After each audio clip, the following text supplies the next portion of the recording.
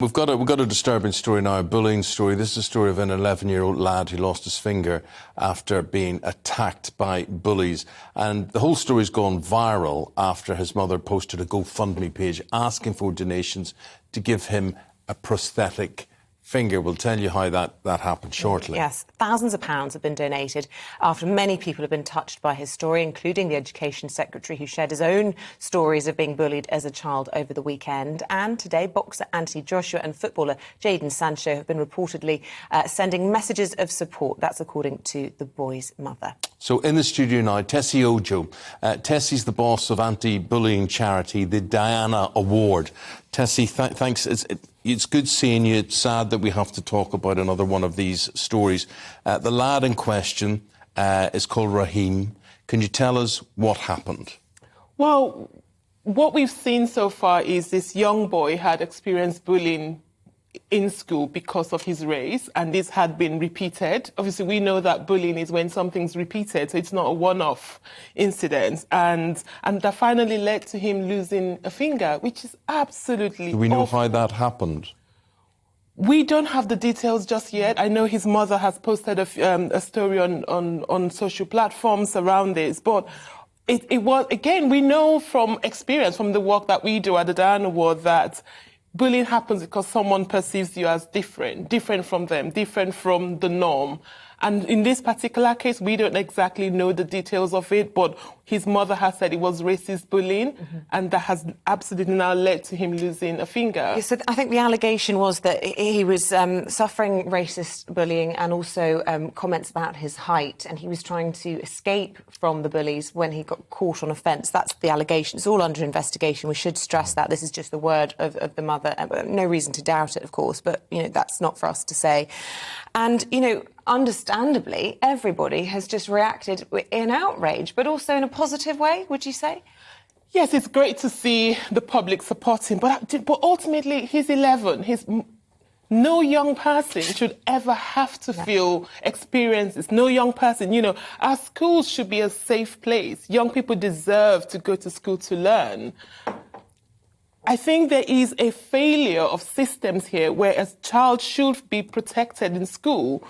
What's happened? How did this happen to a young boy who's 11? But Tessy, there's a disconnect, isn't there? And you know from the work that the Diana Award does, there's a disconnect because you see this massive public reaction here and people saying this is intolerable, this is absolutely ghastly, we want to help with this.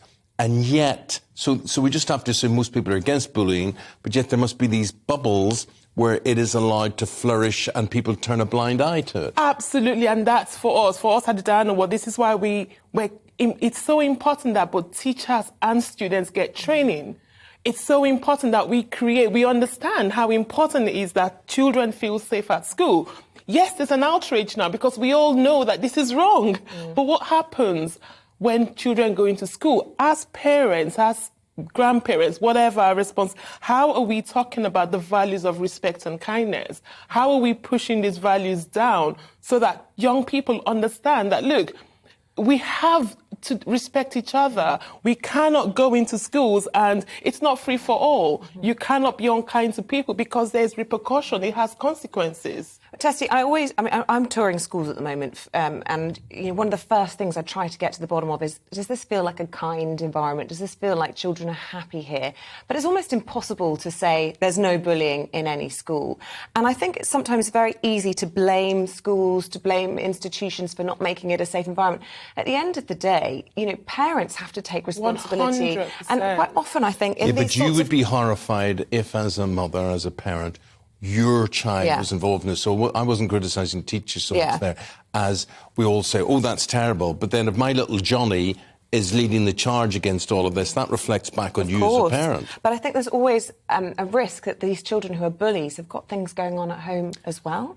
Oh, absolutely. There's that saying that says hurt people hurt others. There's absolutely no doubt. But also we have to come to a place where it's zero tolerance, where we have to have almost a written consent, an agreement that whatever's going on outside of our lives, we must ultimately be kind to one another. And I think there is a duty, both from parents and teachers and the entire ecosystem, governors and everyone, where we're saying our schools should have zero tolerance to any form of behaviour.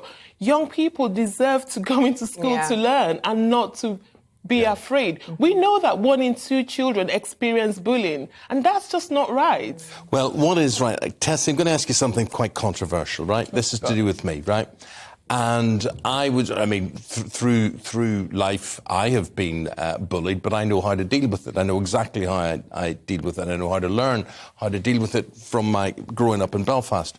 The whole thing now is to tell your children, Isabel's got 2 adorable children who are quite innocent in many, many ways, and you worry about them being innocent going out into the world. I've always worried about that with mine.